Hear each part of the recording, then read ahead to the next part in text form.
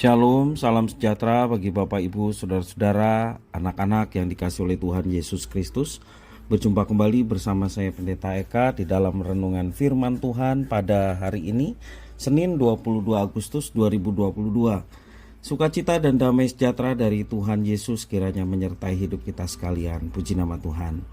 Sampai pada pembacaan firman Tuhan hari ini, yakni Kitab Kidung Agung pasal yang kelima. Kiranya firman Tuhan yang kita baca sungguh memberkati kita sekalian.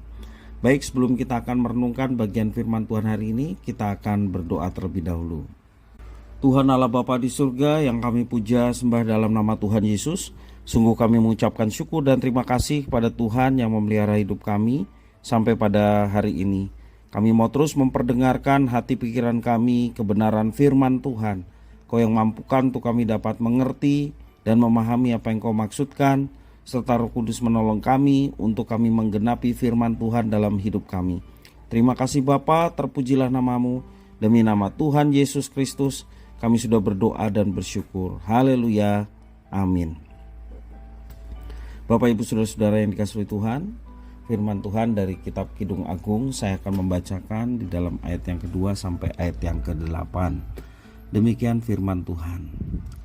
Aku tidur, tetapi hatiku bangun. Dengarlah kekasihku mengetuk. Bukalah pintu dinda manisku, merpatiku, idam-idamanku. Karena kepalaku penuh embun, dan rambutku penuh tetesan embun malam. Bajuku telah kutanggalkan. Apakah aku akan mengenakannya lagi? Kakiku telah kubasuh. Apakah aku akan mengotorkannya pula? Kekasihku memasukkan tangannya melalui lubang pintu. Berdebar-debarlah hatiku. Aku bangun untuk membuka pintu bagi kekasihku. Tanganku bertetesan mur.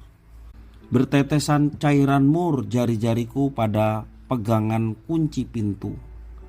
Kekasihku, bukakan pintu. Tetapi kekasihku sudah pergi lenyap. Seperti pingsan aku ketika ia menghilang. Ku cari dia tetapi tak kutemui. Ku panggil tetapi tak dihasutnya. Aku ditemui peronda-peronda kota. Dipukulinya aku, dilukainya. Selendangku dirampas oleh penjaga-penjaga tembok. Kusumpahi kamu putri-putri Yerusalem, bila kamu menemukan kekasihku, apakah yang akan kamu katakan kepadanya? Katakanlah bahwa sakit asmara aku. Bapak Ibu Saudara-saudara yang dikasihi oleh Tuhan Yesus Kristus, ada sebuah novel remaja. Novel remaja tersebut menceritakan perjalanan persahabatan antara Joyce dan Raymond. Joyce dan Raymond ini bersahabat cukup lama, tetapi mereka sering bertengkar. Baik karena hal-hal sepele sampai kepada masalah keluarga. Pada suatu saat Joyce sakit, namun Raymond mulai sibuk dengan pekerjaannya.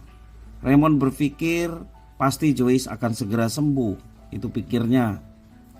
Namun yang mengagetkan, tak lama kemudian Joyce meninggal dan Raymond tidak sempat menjenguknya.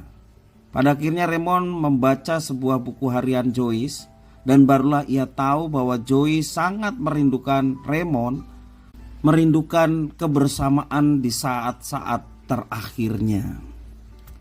Namun sudah terlanjur dan tidak bisa diulang kembali.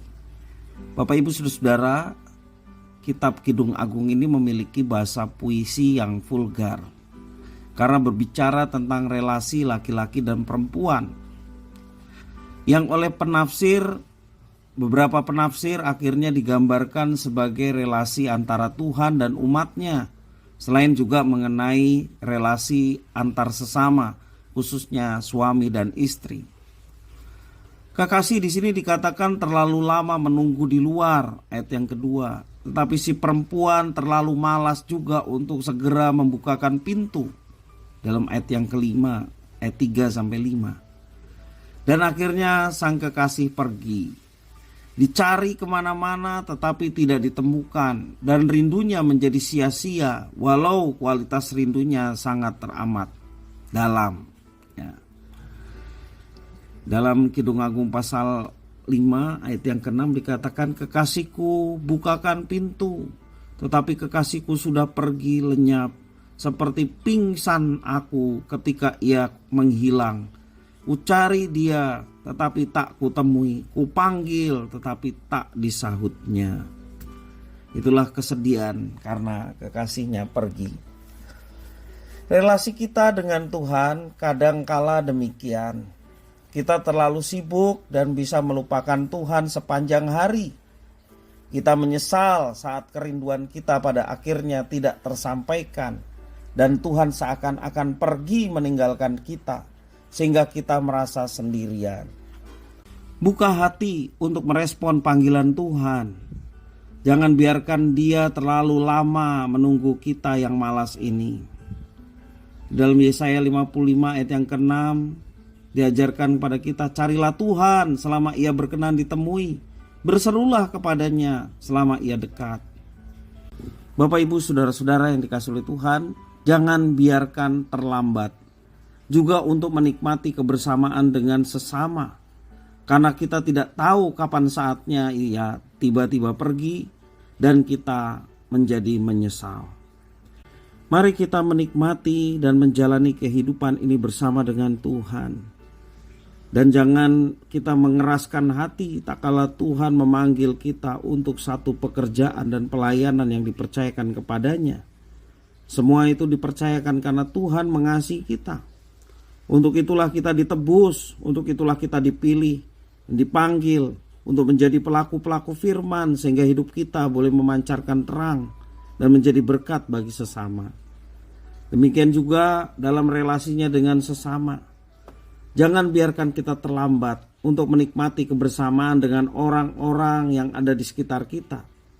Karena kita tidak tahu kapan saatnya Ia tiba-tiba pergi dan kita menjadi menyesal karena belum sempat bersama-sama dengannya. Karena itu ketika kita mendengar ada saudara-saudara kita yang mungkin sedang sakit ataupun ia sedang mengalami duka, kita mau segera mengunjunginya supaya kita boleh memberikan kekuatan dan penghiburan, semangat untuk menjalani kehidupan ini. Kita tidak tahu apakah kita terus akan bertemu seperti Raymond tadi ya.